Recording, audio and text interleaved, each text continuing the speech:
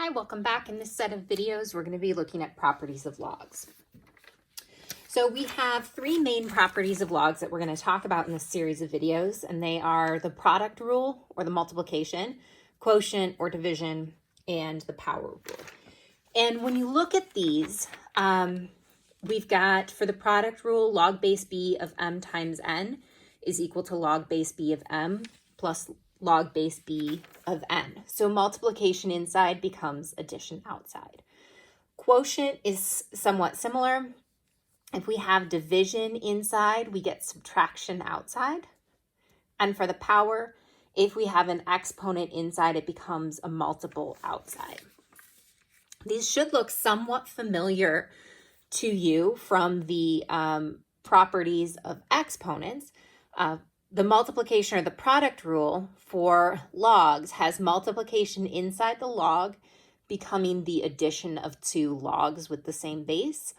This is kind of the opposite of the exponential. So we had multiplication of two exponentials with the same base becoming the addition of those exponents to that same base.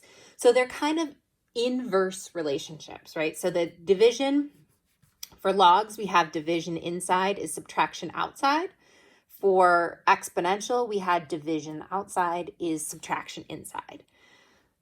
For the power rule, we have an exponent inside is a multiple outside. For the power rule, an exponent outside is a multiple inside. So they're kind of inverses of each other.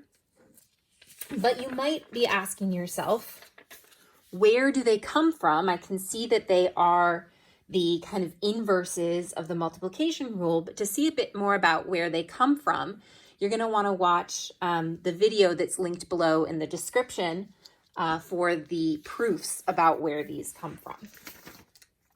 So when we're looking at these, let's just start by using these properties to simplify, to do some simplification. So I have log base 2 of 16 times 32. And there's a couple ways that I can go through this. I'm going to do it both ways side by side. The first way is that I am going to use my properties here. So here I have multiplication inside the log. So this is log base 2 of 16 times 32. Multiplication inside is going to become addition outside.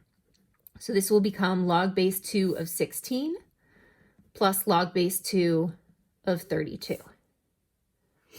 So now I'm going to rewrite this and I'm going to say 2 to what exponent is 16?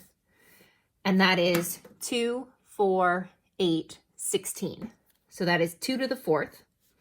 So I'm going to replace log base 2 of 16 with 4.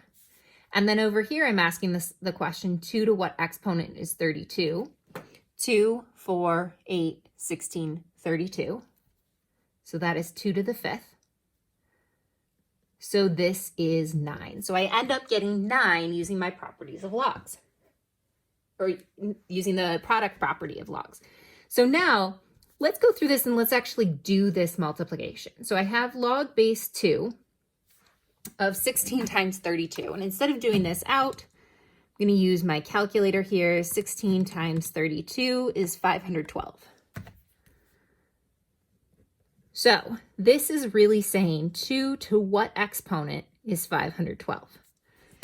So 2, 4, 8, 16, 32, 64, 128, 256, 512. So that is 2 to the 9 is 512. So I end up getting the same answer both ways. So the product property here, in my opinion, is a little bit easier than than multiplying those numbers out to get that. All right, so now 5 times log base 4 of 16. So I'm going to start by looking at this, which is asking the question 4 to what exponent is equal to 16? And the answer is 2. So I'm going to replace log base 4 of 16 with 2. So I now have 5 times 2, which is 10. Another option I have is that I have this multiple out here of 5. I'm going to bring it in as an exponent. So I have log base 4 of 16 raised to the 5th. And now this is saying 4 to what exponent is equal to 16 raised to the 5th? I'm going to rewrite that as 4 squared raised to the 5th, which is 4 to the 10. So this is equal to 10. And you can see that I get them equal. Down here, this is using the power property. And up here, this was just kind of using my traditional logs. 2 times log base 3 of 1 over 81. I am going to use my quotient property here to split this up.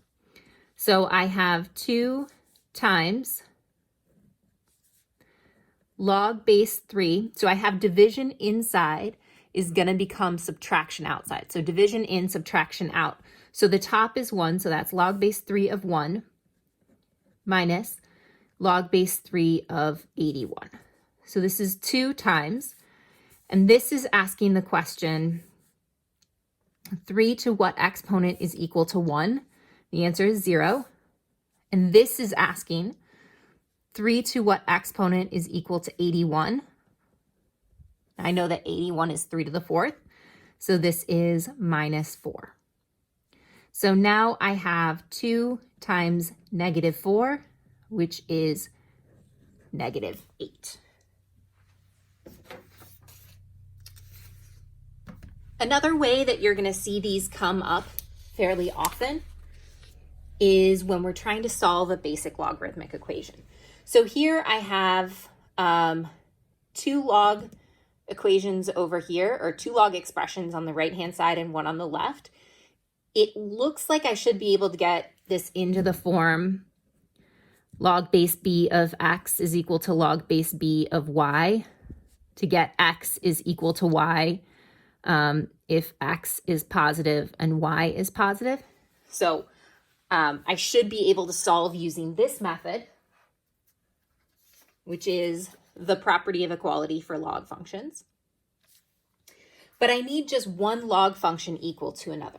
So I'm going to kind of point out my issues. I have this 2 here getting multiplied by my log expression.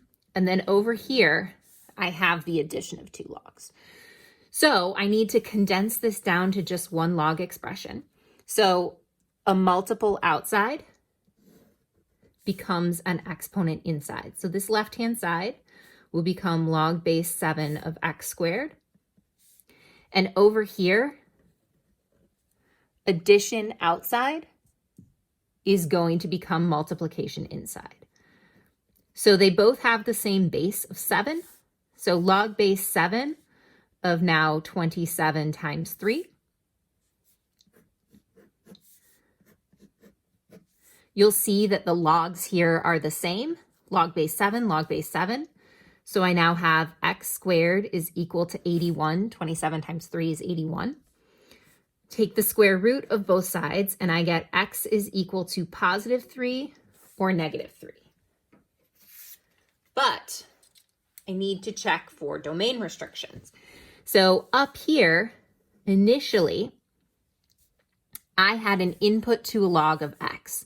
So x must be positive, which means negative 3 is not a possible solution. So just x equals 3. In the next couple of videos, we're going to go through a variety of other examples that will kind of take this a little bit further.